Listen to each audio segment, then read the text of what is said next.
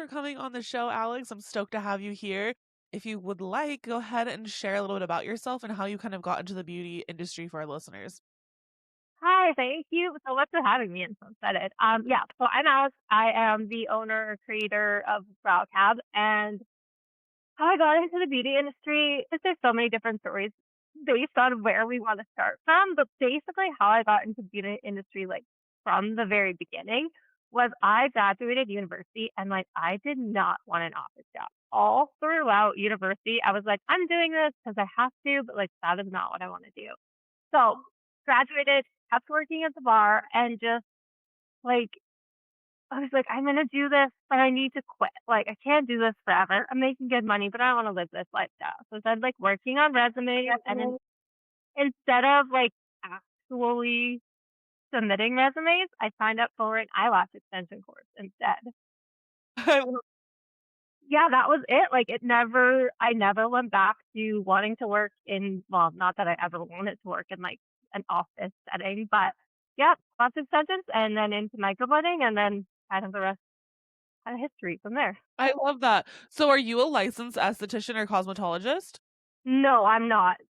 Up here in Canada, at least in Alberta, you don't have to be. So you can offer lash extensions, out microblading, permanent makeup without actually having cosmetology or esthetician school. They do offer that, but you don't actually have to have Well, I love that. I love that kind of like different style because I think even in the United States, like everything's so different state by state. So it's not surprising that another country would kind of have different things. I'm in California, but I feel like for most the microblading and everything kind of falls under the tattoo kind of thing. So I don't feel like you have to be licensed for that because it kind of falls under a different umbrella, I guess you could say, like body art versus like aesthetics. Yeah, exactly. My license was a personal service tattoo license, so that's what it was for that sense. The cool thing here is that like it is unregulated, so it's very easy to grow. But the issue with that is it's also unregulated, so a lot of people get in who aren't actually wonderful at what they're doing. So there's like the two sides to it. It's so true. I know there's something about it sounds so funny because like a lot of us talk about beauty school and being like, you learn everything after the fact anyways, like it's so silly that you need it. But I feel like there's something about somebody paying like a decent sum of money up front and having to go through this like state board and everything that kind of just like weeds out that excess. And I totally know what you mean with the unregulated because threading is a specialty of mine and it's unregulated in the state of California as well. So I feel like it has a bad rep almost because there's so much like improper technique out there versus, the handful of us who do like really, really well at it and have that background in education. Or have just like driven enough to make sure that they're offering really qualified services. I think there's two sides to that coin. And honestly, I'm sure there's just as many licensed people doing poorly as there are unlicensed people. Yeah, yeah, that's so true too. Okay.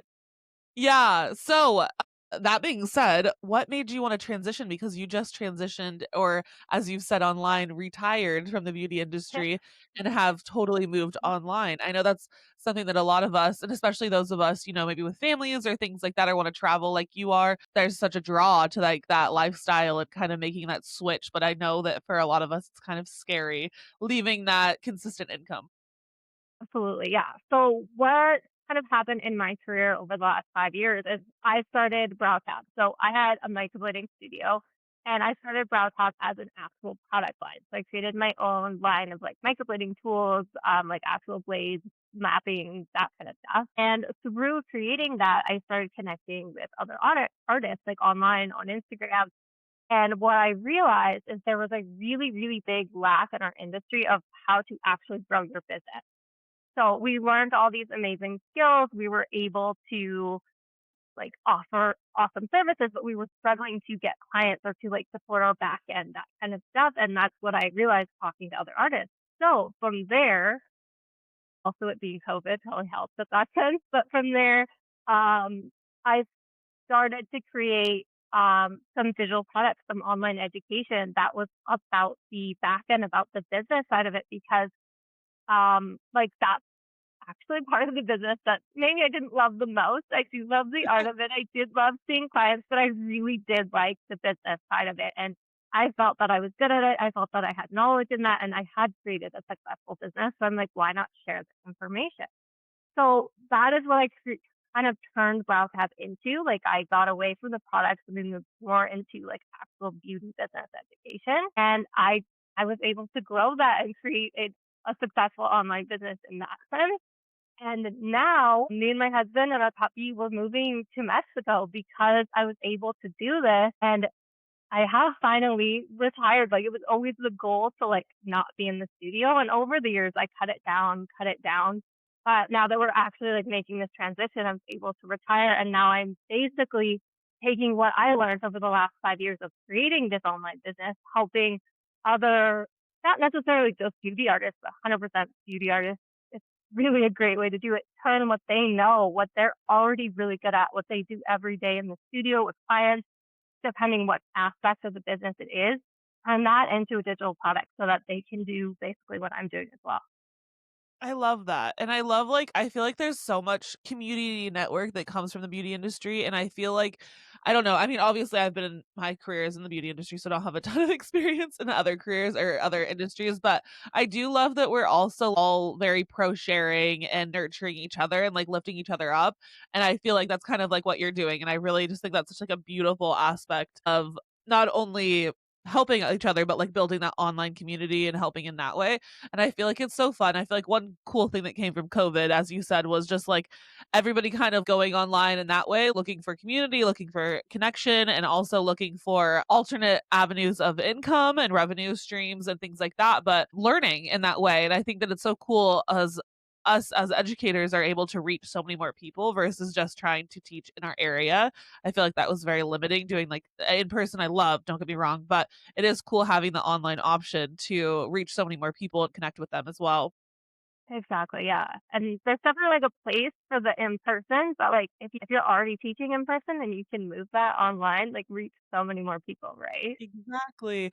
And sometimes even at a lower price point, right? Be able to, reach those people that are new because we've all been there, beginning of our career when you don't have a ton of funds to really invest and you still want to learn and educate and grow in that way. It's cool to have those lower ticket options. I feel like it also is really cool with online education. I've kind of learned that it's really truly as much as you want to put in. Like the student really has to put in the effort in order to see the outcome. And it's kind of a cool way of like I don't know, testing yourself of like, do I really want this? Am I really willing to put in the hard work? Because I feel like in person, you just get so much nourishment and guidance, hands on learning. But online world, you really just have to like put in the work. How do you feel about that? I totally agree. It's a very like work at your own pace sense. And I think just in the general online, whether you're a student or you're somebody who wants to create a digital product, and maybe just in business in general, you have to be that self starter, right? Like nobody's going to come to you and be like, you have to do this today. You have to want it bad enough. So definitely you need to like, it doesn't help to buy an online course that's going to sit in your email and you're not going to open it, right? If you're not going to put the time in to watch the videos, that's one thing. But if you're not going to put the time in to actually implement what you learned in the videos, whether it's like a threading course from you or it's learning how to create a digital product course from me, if you're not going to implement it, you're just going to watch the video and then move on, that's not going to be helpful either, right? Absolutely. Yeah, and I think that, one-on-one trainings are like designed to have the model there, right? And be like that hands-on experience, whereas the online courses you really have to like, okay, I have to practice this. I have to line that up. I have to make this work for me. But I feel like it's such an untapped lesson that's kind of woven in there, right? Because small business ownership, working with clients, customer service requires that extra little push and step and drive and passion and everything. So it's almost like I don't know, like a little woven in lesson of just like getting everything moving, reaching out to people, working with strangers Yeah. possibly, and just like getting that hands-on experience. Yeah, it totally is. It's like you're learning a skill, whatever you signed up for, but you're also learning like business too, right? You're learning more. Yeah, that's such a cool way of putting it. Yeah. Is there a specific moment that told you like or like an aha that, like, came across and you were like, "Okay, it's time to, like, close this up?" Like, what was that trigger point for you to, like, close shop and fully go online? So it's been like a year in the works. So it wasn't like super fast because when I also didn't just like close shop to like sit at home. Like we were moving countries. So Totally. there was some planning involved in that, but it's been such a long time coming. And as much as I love being in the studio, I love my clients, I love making hair strokes in the skin, I freaking love it. It was always, or not always, but it was getting to the point where it was like, I would rather stay home and create more content. I'd rather create a new reel or a new video for this course or a new YouTube, that my passion became more so, I guess, educating and sharing beyond actually just like being in the studio with clients. And that was that moment where it was like what you kind of said before, everybody's scared to give up that consistent income of like, can I do this? Can I like give up these $500 2-hour clients to be fully online? And you really just have to trust yourself. But it was that constant in the back of my head, oh, I wish I could just record a video instead of seeing the client, which would have been, I guess, my aha moment there. Totally, totally. Because I think that there's a lot of brow artists or beauty professionals who don't feel that way, like, content is their least favorite thing, Yeah. and so I think that's a really good thing to know because I do feel like in the wake of COVID and all of that, now that we're seeing a few years later is that there's so much oversaturation in the online education space, and I think that's a good thing to know is just, like, is this something you actually enjoy? Like, I love educating, but, like, I probably if I had to choose, I would choose in person because I love being behind the chair. I love being that realistic. And so my online education, as much as I love creating and sharing and reaching more people, I would say that like I would prefer to be behind the chair and like, that whole thing. But I think it's good to know. And like it's a little level of introspection of just like if I were to just jump into going fully online, I probably wouldn't be as successful as you because I don't truly want to just sit and like make the content, like I feel like it's important to know yourself enough to know what works and what doesn't. Yeah, and I think as you move, if that kind of is your goal, like my goal was to always somehow get out of being the one who was offering the services. I was never necessarily somebody who wanted to own a salon, but I wanted, like, when I created a product line, I wanted something beyond sitting with a client. I wanted to make money beyond that. So I always had that idea. I just didn't exactly know how it was going to play out. So there's just so many different ways of doing it, but it doesn't always have to be like your goal doesn't have to be like full retirement like mine is, right? Like it could be that you take two less clients a week because now you're making that online sale or whatever, right? You don't have to fully give it up. It's just, you can, I guess, find out where your like true passions really lie.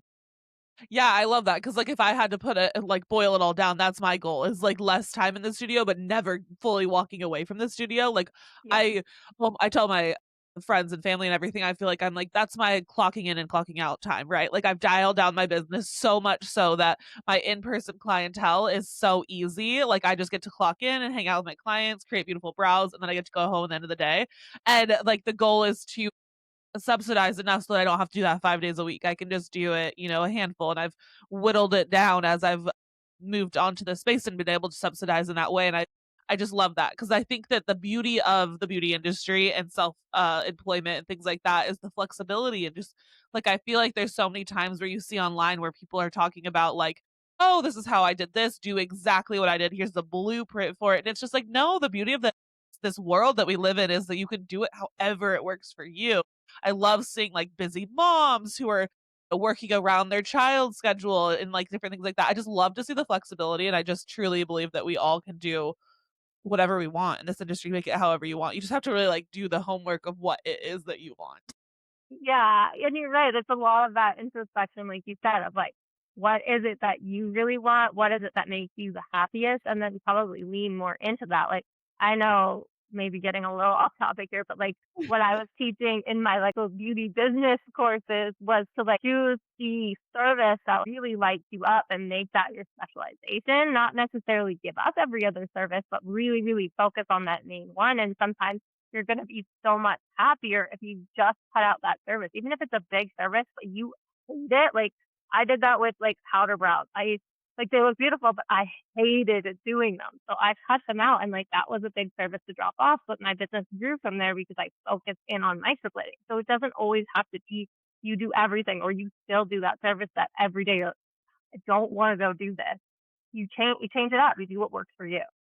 I couldn't agree more. I always tell new like students and everything. I'm like, I'm a firm believer in trying everything because you don't know until you try it. But after you've tried everything, that's when you start cutting the fat. Like get rid of anything that doesn't light you up. And then I think that's just like your journey to your niche and like finding like that thing that really lights you up. Like you said, like what makes you super happy and stoked to go into work. And when I cut facials out and I was doing brows and facials at the same time and I cut facials out and I was like, not only did am I happier to go into work and I'm not, like, stressed about my schedule, but, like, I'm lit up about it, I'm stoked to learn more, I'm super laser focused into my thing, and I feel like it just makes you better at your job because your focus isn't too wide and you're not having anxiety or, you're not anxious about anything. I don't know, it's like curating your world to work for you and in that way, and I think that we should do the same thing as you said with a treatment menu. Yeah, exactly, and, like, you could yeah, with your treatment menu or with, like, anything, like, Yeah. business-wise, like, choose what you want to do, and, like, I love what you said about how some people, "Here's the exact blueprint." Okay, sometimes you need a strategy, but it doesn't mean that you can't take bits and pieces of it and mix it all together and make it work for your business and what you truly want, because that is really the best way to make any sort of sale, right? To make money online or in actually in person is to love what you're doing because it comes through. So if you're loving it, it should be so much easier to show up. And I think that's a lot of where people struggle too with creating content. If they're not like enjoying it, they're like really forcing themselves, that's where they start to hate it. So if you found a way even for that to love creating a certain piece of content, even if it's not like the trending singing one that you think you should be making, if it's different and you love it, then it's going to be a lot easier to do, and I think that works in all aspects of business and life. I totally agree, and I think that especially, like, touching on social media, like, I think that we've seen enough of the curation and, like, curated feeds. I think we're all sick of it, and I think authenticity is really coming out, and I feel like that's, like, the direction that everything is going, so I love what you said there about, like, not just going with the trending stuff. I think that almost if we, like, I don't know, go against the norm, you almost stand out more, you get to live in your true authentic self, and then I think that just shows up better online, like, people gravitate towards it more than just following every other trend. Exactly, or even if you wanna play in the trends and do the reverse of the trend, everybody's saying it this way and you're gonna do it the opposite way, but use that trending audio to, like, grow with it. Why not? Just be you. Yes, another way of making it work for you, right? How you do Exactly. things, like, I love it, I feel like that's just, like, a reoccurring lesson. What were some of the biggest challenges on making that switch from going in person to online? I know you said it was about a year in the making, but that's quite a bit of time. I'm sure you ran into a lot of different challenges. Yeah. So time management was definitely one of them. And I guess I touched on this of being like, I would rather be home creating like a YouTube video, right? So it was when I was actually creating the course, it's, it's not a lot of work, but it's time consuming, right? If you're recording a lot of videos, it was managing my time of being like, I'm in the studio for these 3 days, but I also have to record like 8 hours of video. So I need to like manage that time. And that did get very tiring and it got frustrating of like, I'd rather be doing this than doing that. So I think that was a big struggle. Also, just transitioning in the sense of explaining what I was doing to clients and why I wasn't in the studio as often because they're like, what?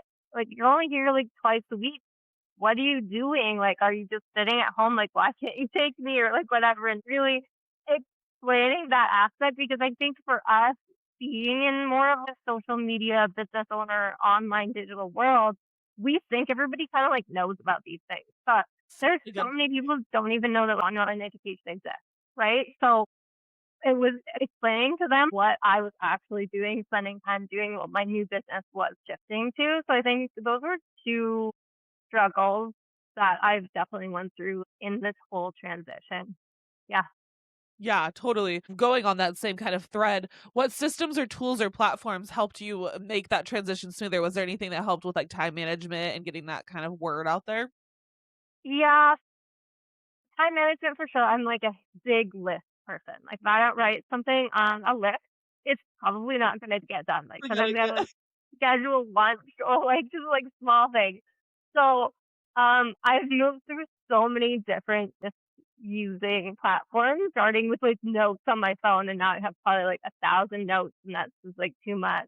But I ended up using a program called Trello. I don't know if you're familiar with it. And basically, what it is there's a free version. I still use the free version. I'm like a huge person for use as much of the free stuff as you can in the beginning. But Absolutely. basically, what it is, it's like they're called boards, and you can create like lists in these boards, and then underneath the list, they have cards. And in the cards, they can have a title, and then you can add more information below them. And the coolest part is that you can like slide the cards around. So what I do for like a weekly list is I'll have like Monday, Tuesday, Wednesday, right? And if it's like, oh, I'm going to move this here, I don't have to like recreate the list. I can just move it around. And then I also used it to actually like lay out my whole online course. So I would have like all of the modules, and as I came up with ideas, I would put them in the sections, and then you could actually basically build out your script or build out your document like right underneath that, and then take it from there and like move it into Canva or whatever you're using to actually create it. So Trello has been like huge for time management and just like organization in that. I love that. I don't know if you're like me, but like I find myself so analog. But of course, the tricky part of doing like sticky notes and notebooks is if you don't always have it with you, you lose out on that. So I feel like that's a really cool visualization type, similar to the analog, but still being digital. So you have access to it anywhere that you're working at. That's really cool. I love that.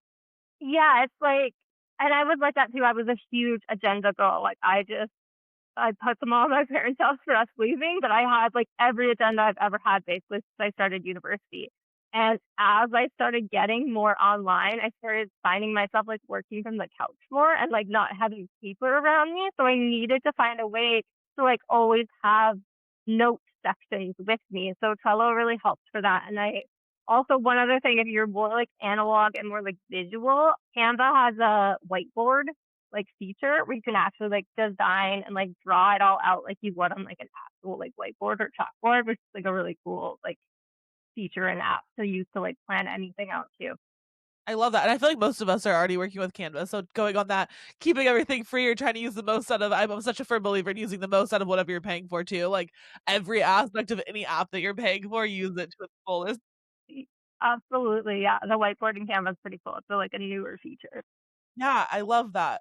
How do you feel that your like day-to-day routine changed as you've kind of transitioned? I know it's newer that you have fully stepped away. You just had your last day recently, but how have you noticed like your day-to-day routine being different or modified in any way? Yeah. So over like the last year, it was a lot more like how much content creation can I get in before I go to the studio? Or like on a day like today where we're recording, I also like plan to record a YouTube video so I'm fully ready, right? So it's not like I'm spending an hour getting ready to record one reel. So it was really like trying to combine my days with what was going to continue to happen in that day so that it flowed. Whereas now that I am fully retired and I'm still like settling in, it's not even been 2 weeks, but I'm trying to go a little bit more with like the actual flow of what feels good in that moment. Like I have obviously certain things that need to get done, but if I'm feeling more like, oh, right now let's just like record a reel, I'm feeling it. I'm gonna go with that as opposed to like forcing myself to be like, oh no, you have to write this YouTube script. You said you were gonna do this now. It just feels like I have more time and more flexibility to do with what feels right so that I can, I guess, have it come across better because I wanted to do it in that. That you're almost just like instead of being ruled by your time frame and what you have going on the rest of the day, you're able to just move throughout your day on what feels right. And I feel like for those of us, I don't know if you have like ADHD or anything, but I feel like when you have like those neurodivergencies, it's kind of nice to be able to move in that way and not be I feel like we those of us who have that like the too much structure can feel constricting, and especially in a job that's so creative, it makes it even harder when you feel confined. Absolutely, and, like, I have not been diagnosed with that, but I do have issues, like, focusing, and I used to, like, really, really pride myself in being, like, a person who could do, like, 19 things at once, and I was like, "I'm so good at everything, I did all of these things, but they were all, like, horrible because I didn't focus on any of them." So I'm also really trying to not do that, like, when something's loading, take a second instead of going to do, like, 3 other things. That was something I was really bad at, so I think that's maybe those ADHD, like, tendencies in a sense. of like that unfocused energy. But if you really wanted to do something, you're probably going to be a little more focused on it than if you're forcing Yeah. yourself to do it. Yes, like leaning into whatever feels right. Did you feel like, and, tell me let me know if this is too, personal, but did you feel any, like, peer pressure or resistance towards this big shift? Because I know that, like we said earlier, there are a lot of people who don't fully understand the social media or the content world or, like, the online education world. Look, I love you, but your threading game, it's giving Pinterest fail. Stop torturing your clients and yourself with made up techniques. My hand tied threading course is where you actually learn how to do it right. Perfect tension, painless technique, and brows that could cut glass. It's online, self paced, and will have you feeling like the threading queen you were meant to be. Go click the link in the show notes. Your clients' faces will thank you. Peer pressure in a sense of like others in the like digital product industry or like others in the beauty industry being like, why are you leaving? Just kind of like any pushback from anyone in your circle, just like, "Whoa, why are you doing that?" Like, "Oh, are you nervous? Are you scared?" Because I feel like that's kind of our internal fear, and I was just Yeah. curious if you had any of that kind of realized outside of it. Yeah, so absolutely. My mom, I love her, she's amazing, but she really struggles to understand not even just the online side of it, but like the being self-employed side of it. So in her Okay. mind, it was very much like, how many clients did you see today? So then she could be counting how much money I technically made today, right? Because that's your like hourly wage or whatnot. So for that, she could grasp it, but then when it was so like to her, it was so, I guess, out there. Like it was not tangible, Tangible. right? Yeah, digital products not tangible. So she was like, "Well, what did you do today?" And it's like I could tell her, but it wasn't to her. It was nothing, right? She's Yeah, like, it "Oh, feels you silly, yeah. recorded a video." It was hard in that sense to get her on board, and she was like, "Are you sure this is what you want to do? Like, are you actually making money? Is this actually Yeah. like a job kind of thing?" So maybe just like an old school mindset in that sense, but like I knew she was that way, so I knew we were gonna have to have those Yeah. conversations. But for yeah, it was mostly her. Like my husband's so incredibly supportive. He has some online businesses as well, which has been really nice. So we can kind of like work together in that sense. But yeah, friends too, like I don't think they fully get it, but they're like, cool, good for you. We're happy for you in that sense. So that part's nice. Love that, I love that. I'm glad that there wasn't too much pushback either. How do you feel that you approach, like, your online education versus any in-person trainings that you did? Like, what was the different approach, or how did you kind of move towards that target? So I didn't really try to change my approach. So when I was teaching microblading or was I teaching lashes, I always found them, and I think we all do, really, really draining because when we show up as an educator, we literally lay everything out on the table for our students. Like I want to give them absolutely everything. So I have tried to do that in all of my online courses as well. And that's why sometimes I'm like, maybe this is like a little too cumbersome. Maybe I should post some videos out because I literally want to give everything. I have to teach you exactly how to make an email marketing campaign and show you the ins and outs. Like I'm doing that because I want it to be easier. So I really haven't shifted in that sense because I've always wanted to give as much as possible. It's just, I guess, thinking about if it's too much and it's going to overwhelm the student. I do. Like, I wanna give you, like, everything, but I have also been doing this for 10 years, so, like, how do I pick pack 10 years in without being, like, a flood of information? Yeah, it's hard, right? And it's hard to hold yourself back when you are that kind of educator, when you're that kind of person where you were like, I want to set you up for success in every single aspect that I possibly can. And then it's a lot. Yeah, absolutely, and kind of going off that track or, like, on that same thread, what's one thing that you feel like you learned about yourself throughout, like, going through teaching, whether it was online or in person? That's a really good question. Well, obviously that I like to overgive and Yeah, overshare. But what else? That's a hard one. right? It would have yeah, like, what did I learn about myself in that aspect? It would have to be something more so how I want them to actually grasp it before we move forward. So it's like, I don't want you to just say, "Oh, yeah, okay," but you're not there yet, which is a little bit obviously harder to do in actual digital product aspect when you're teaching a course.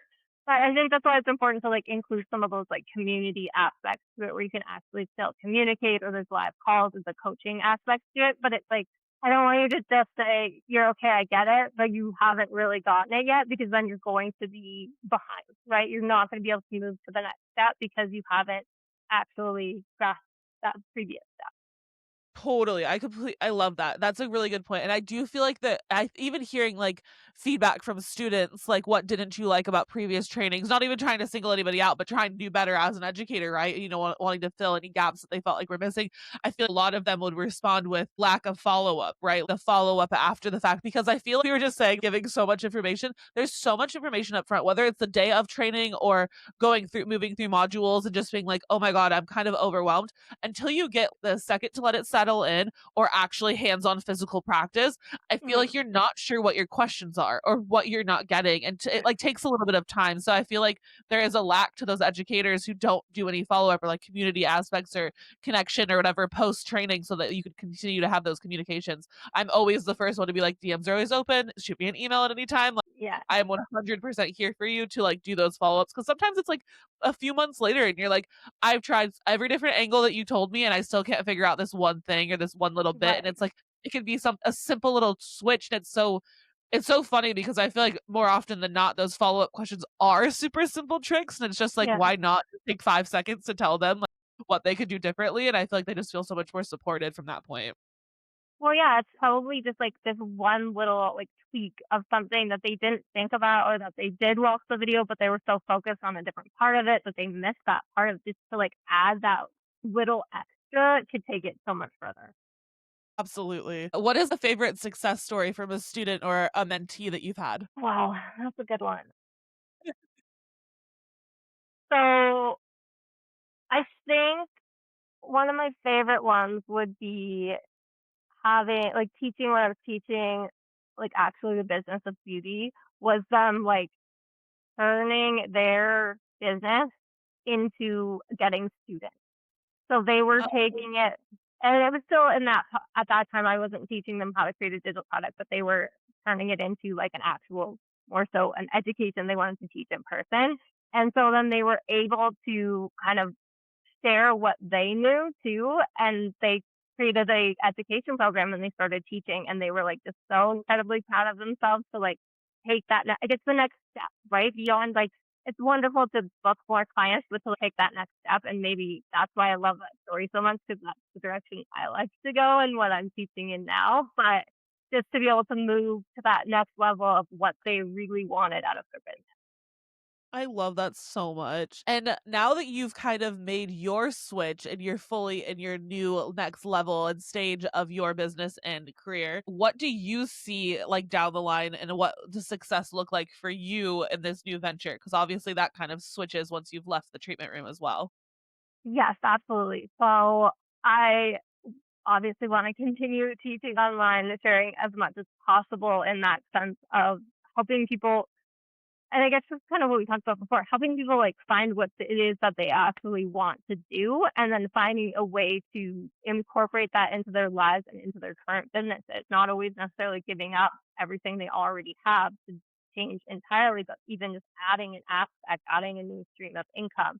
And just creating like that success and that even financial success in their business. So I want to continue doing that. I right now is my main focus is my actual online course, which is your first online course in 60 days is what I'm teaching.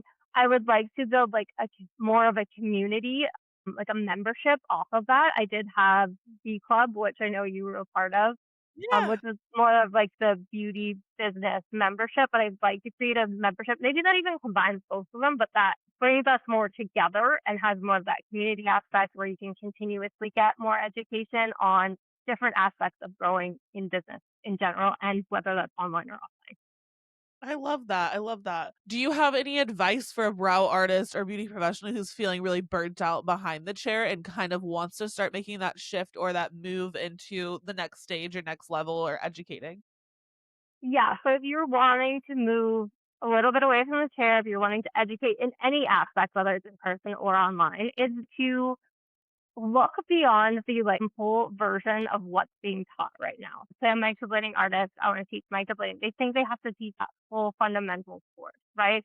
Or they have to teach that one advanced course. There's so many different aspects of what you do that you could teach instead. So if your favorite part, the thing that you're so good at is that mapping, creating that like crisp, clean outline is your thing. Like that could be your entire course. You could teach an entire 1 day master class on that if you want to do in person, or you should create a digital product, an online course just on that aspect of it. It's more to look not necessarily outside of the box, but like inside of the box, like go smaller and focus on that because generally that's the piece that you love the most. So like for example, microblading for me, my favorite part is like actually creating the stroke. So if I were to create a course in that sense, it would be focused on stroke. So to like look inside of once again back to what we were saying, to like what you really, really enjoy and not necessarily have to make it such a big picture. Because I think that's what holds some people back is they think they have to teach on everything. Like we said we were doing, it doesn't always have to be that big. It can be so much smaller and so much more specific. I love that because you're totally right. We can compare it to services in the treatment menu, right? Like whittling that down and finding your niche. It's the same thing with education. It doesn't have to be as broad as you feel it is. It can really just be niche down. And honestly, I feel like that's your superpower, right? Finding that thing that you're really good with not only helps with sales and marketing, but like you're probably already posting a lot about that and have already kind of Exactly. curated your online community towards gearing towards what you're good at. So I feel like you already have showing that expertise, might as well lean into it even further.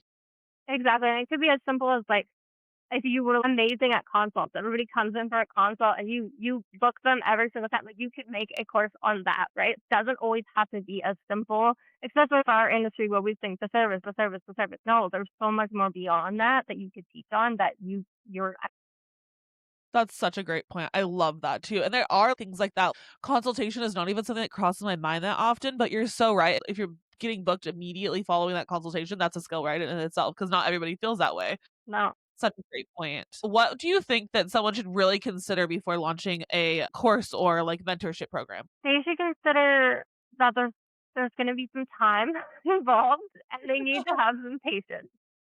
They're gonna have to actually straight up create this, but you also have to market it. So I feel like the issue or a little bit of like a myth in the online world right now, you just create something, you post it once, and it's just selling like mad. Unfortunately, that's generally not how it happens. There is some actually nurturing involved. You do still have to create the content behind it, right? You have to be showing up, and I think that's why it's also so important that you have to love what you're teaching on because I swear everything we're talking about ties together here. But it goes back to like you're more likely to want to create that piece of content if you're really excited to talk about it. So Yeah. to know that yes, it's going to take some time to create. It's not going to take forever. You can crush it out, but it's also going to take some time to like actually show up and sell it, and then create that community behind what you're selling. Like your Instagram page doesn't just have to be a page, right? It can be like an actual community of people who are interested in what you have to offer.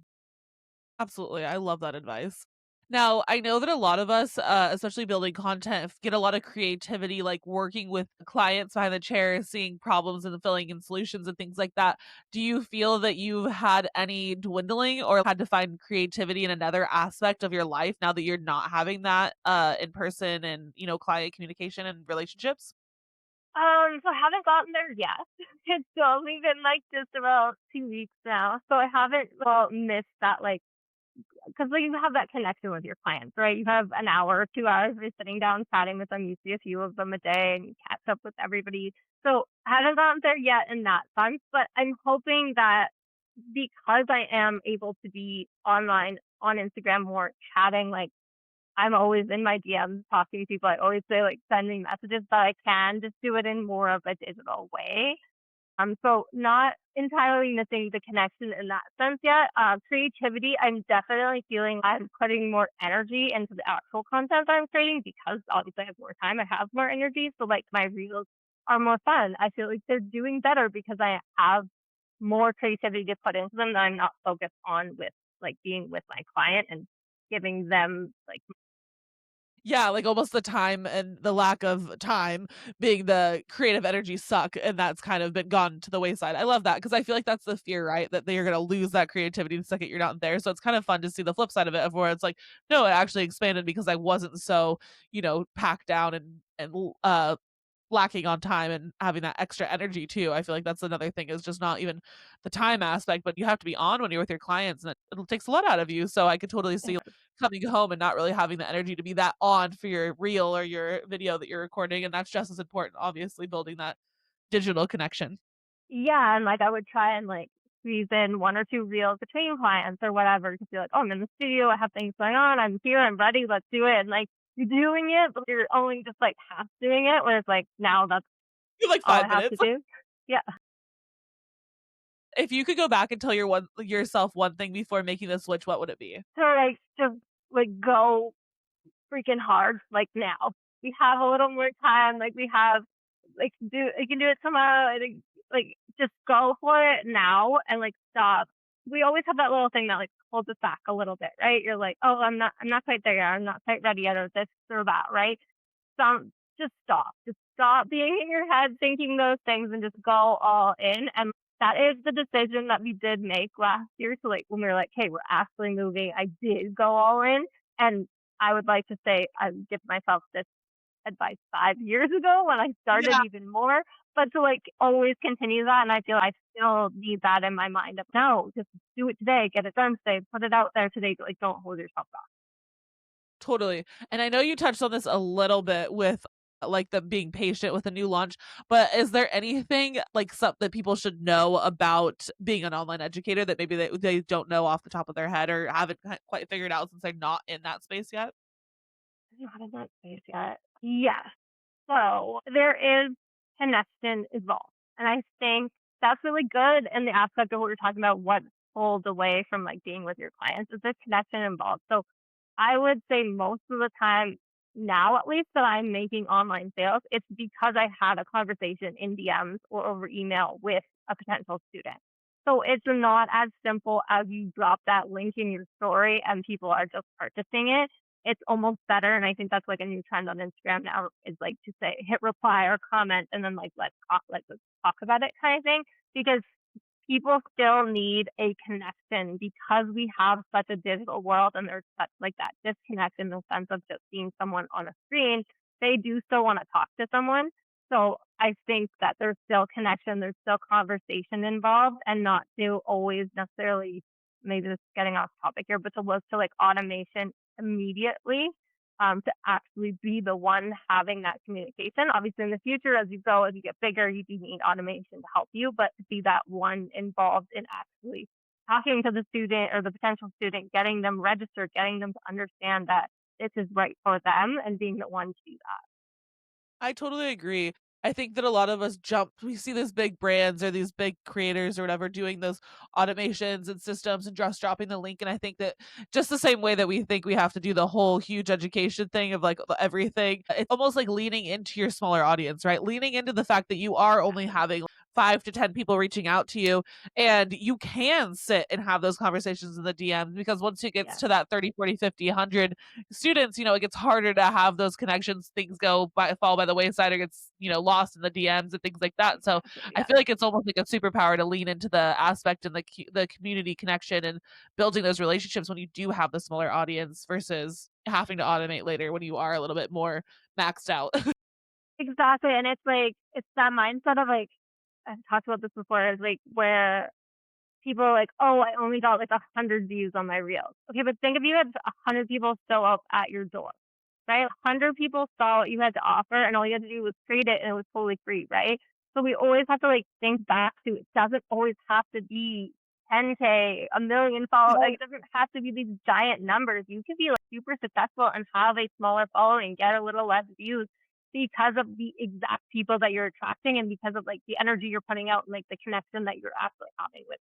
Absolutely. I actually had a conversation with another educator who is under like the 10K following, and like I think she has like almost 1,000 students. Like your following does not translate to your success. And I feel Exactly. like it's such a big lesson, and so many of us are finally on that train, and I'm just super excited that I don't know, the message has gotten out there, and it's so inspiring for those of us who don't have that massive following. And I also feel like the other thing that we have to remember is that I would rather have 5,000 followers or under who are engaging and having, building the community actually in my DMs, actually commenting on my posts and things like that versus 100,000 and 100 of them or 100,000 of them don't even comment, don't interact, or they're not even in my wheelhouse or in my community or in my industry.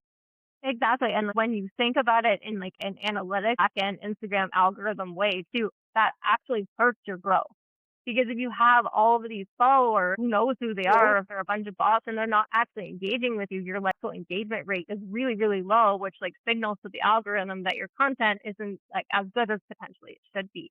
So that's, like, one of those reasons to, like, not buy followers, obviously, but to not just, like, put out content to attract anyone. We want it to be super specific because the more people are engaging, the more you will grow and potentially, ideally, reach more of your actual audience.